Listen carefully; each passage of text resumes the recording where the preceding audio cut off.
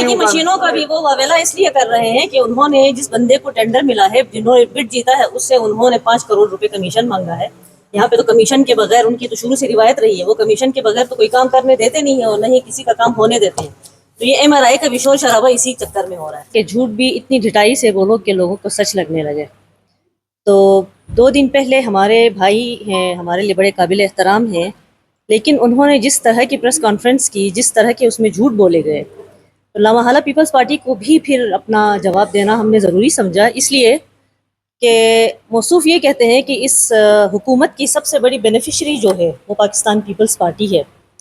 تو آئیے گنواتے ہیں 5 سیٹوں کے ساتھ پاکستان پیپلز پارٹی نے کتنا بینیفٹ لیا ہے اس حکومت سے، اور 3 سیٹوں کے ساتھ پی ایم ایل این نے کتنا بینیفٹ لیا ہے اس حکومت سے. اس وقت اس حکومت میں 8 وزارتیں جو ہیں پی ایم ایل این کے پاس ہیں، اسپیشل کوآرڈینیٹرز ان کے پاس ہیں، اور کوآرڈینیٹرز ان کے پاس ہیں، صوبائی ترجمان. یہ الگ بات ہے کہ ان کی اپنی حکومت کا جو صوبائی ترجمان تھا آج نون لیگ کو کاٹ رہی ہے. تو میرے خیال میں گلگت بلتستان کے اندر جو پی ایم ایل این جس طرح سے تتر بتر ہے، جس طرح انتشار کا شکار ہے، تو یہ پیپلز پارٹی کی وجہ سے نہیں ہے. میرا اپنے بھائی کو یہ مشورہ ہوگا کہ اگر پی ایم ایل این اس وقت انتشار کا شکار ہے، ان کے اپنے لوگ ان کی نہیں مانی جا رہی ہے، ان کو ایکسیپٹ ہی نہیں کر رہے ہیں بحیثیت صدر یا بحیثیت صوبائی کوآرڈینیٹر، تو یہ ان کی پارٹی کا اندرونی مسئلہ ہے. اس میں وہ اپنا غصہ یا الزامات جو ہیں پیپلز پارٹی کے اوپر مہربانی کر کے نہ لگائیں، اس لیے کہ اس حکومت کے سب سے بڑے بینیفیشری بھی آپ ہیں. اور اس وقت بھی تمام اداروں کے اندر اگر آپ دیکھیں تو سب سے زیادہ مفادات جو ہیں وہ یہی لوگ لے رہے ہیں، اور یہی بندہ جو حکومت سے باہر بیٹھا ہوا ہے، لیکن وفاق سے لے کر گلگت بلتستان تک ہر ادارے کے اوپر اپنا انفلوئنس کرنے کی کوشش کر رہے ہیں.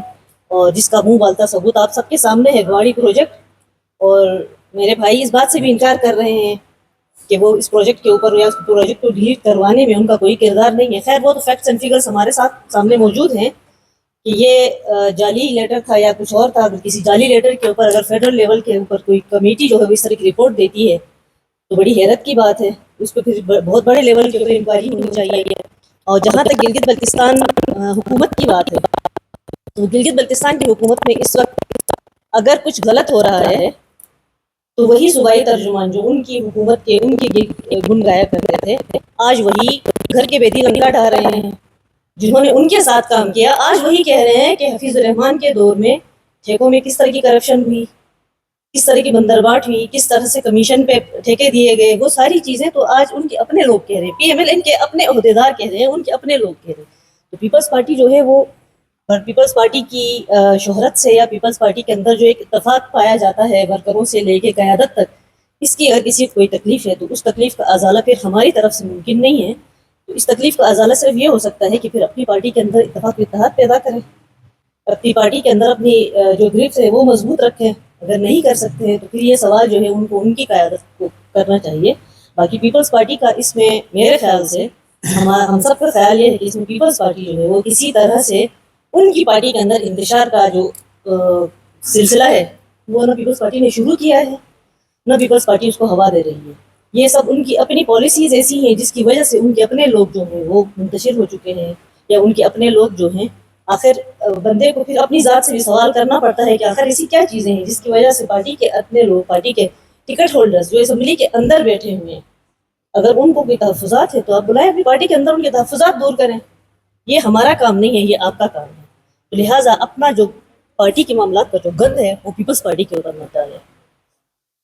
باقی گواڑی پروجیکٹ کے حوالے سے اور دیگر جتنے بھی پاور پروجیکٹس ہیں ان کے حوالے سے میں چاہوں گی کہ جمیل صاحب جو ہے اس کے اوپر تھوڑی سی روشنی بھی ڈالیں. دوسری ایک اور چیز جو ہے موصوف یہ کہہ رہے ہیں کہ اس وقت پیپلز پارٹی اس وقت بھی بیت المال کے اندر بھی ان کے انفلوئنس کا یہ حال ہے کہ بیت المال کے اندر بھی مشینیں آئی ہوئی خواتین، غریب خواتین کے لیے سلائی مشینیں آئی ہوئی ہیں، لیکن وہ یہ کہہ کے رکوائی گئی ہیں کہ یہ مشینیں جو ہیں وہ خود ڈسٹریبیوٹ کریں گے جا کے نومبر دسمبر میں. تو یہ ساری چیزیں یہاں پہ گلگت بلتستان میں اور بھی لوگ بیٹھے ہیں جو سیاست کرتے ہیں اور سیاست کو عبادت سمجھ کے کرتے ہیں. تو باقی لوگوں کو بھی سیاست کرنے کی طریقہ کار بھی آتا ہے، اور ہم یہ سمجھتے ہیں کہ گلگت بلتستان کے اندر ہماری زیادہ سے زیادہ کوشش ہوتی ہے کہ وفاق سے جب بھی ہماری حکومت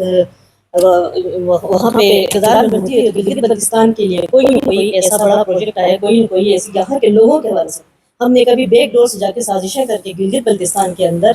لوگوں کو جو ایک اس وقت سب سے بڑا کرائسس ہے بجلی کا، پاور کا جو کرائسس ہے، آپ کسی کے ساتھ سیاسی دشمنی میں اتنے آگے جائیں کہ آپ یہاں کے لوگوں کا جو ہے وہ استحصال کریں، تو پھر یہاں کے لوگ جو ہے وہ آپ کو اس کا جواب وہ عوام خود دے گی۔